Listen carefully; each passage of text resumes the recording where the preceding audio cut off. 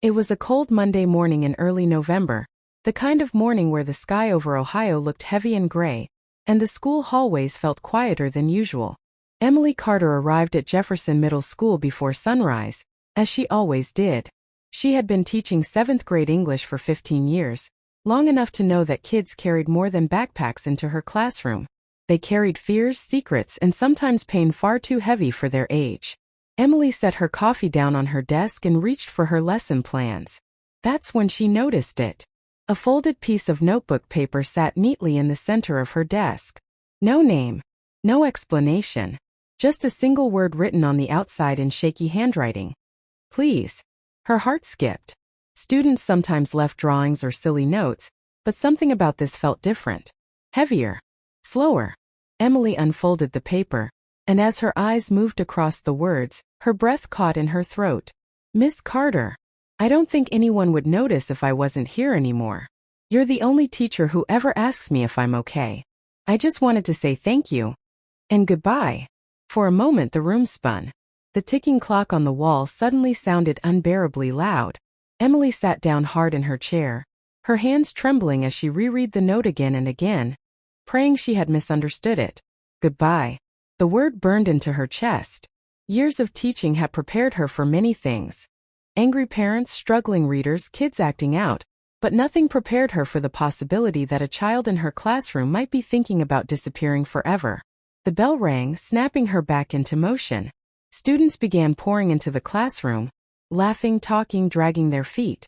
Emily stood at the door, forcing a smile while her eyes searched every face. Who wrote it?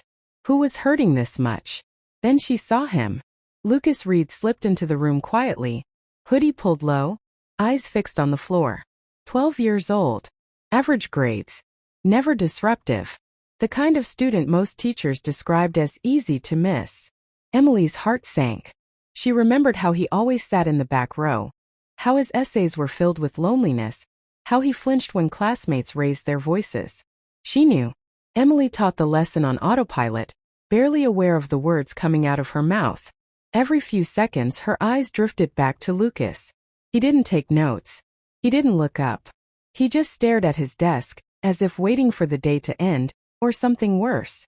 As soon as the final bell rang, Emily asked him to stay behind. Lucas froze. His shoulders stiffened as the other students filed out.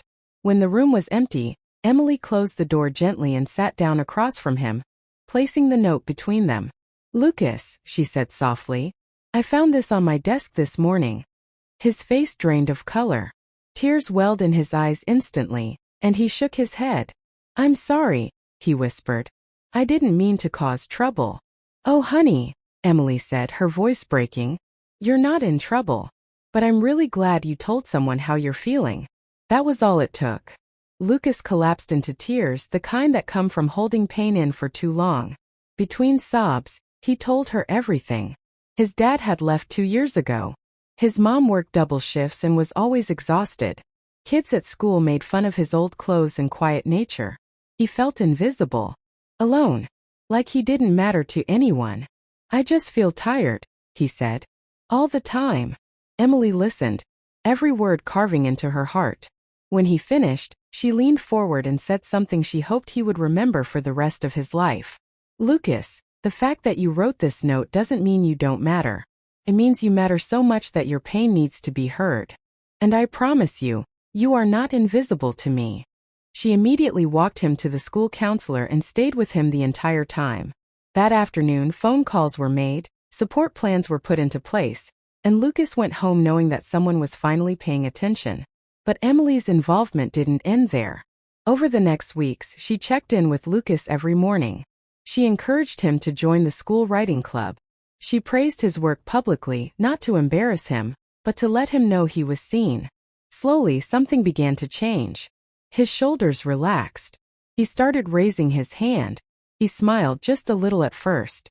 Months passed. Winter turned to spring. On the last day of school, Emily found another note on her desk. This one was folded the same way, but the handwriting was steadier. Miss Carter, I'm still here. And it's because you noticed me. Thank you for saving my life. Even when you didn't know you were doing it. Emily cried right there in her empty classroom, the sunlight streaming through the windows. She realized then that teaching wasn't just about grammar and essays. It was about moments like this, about being the one adult who looks up, who listens, who cares. Years later, Emily would receive a letter from a college student studying psychology. It was from Lucas. He wrote that he wanted to help kids who felt the way he once did. At the bottom, he added a line she would never forget.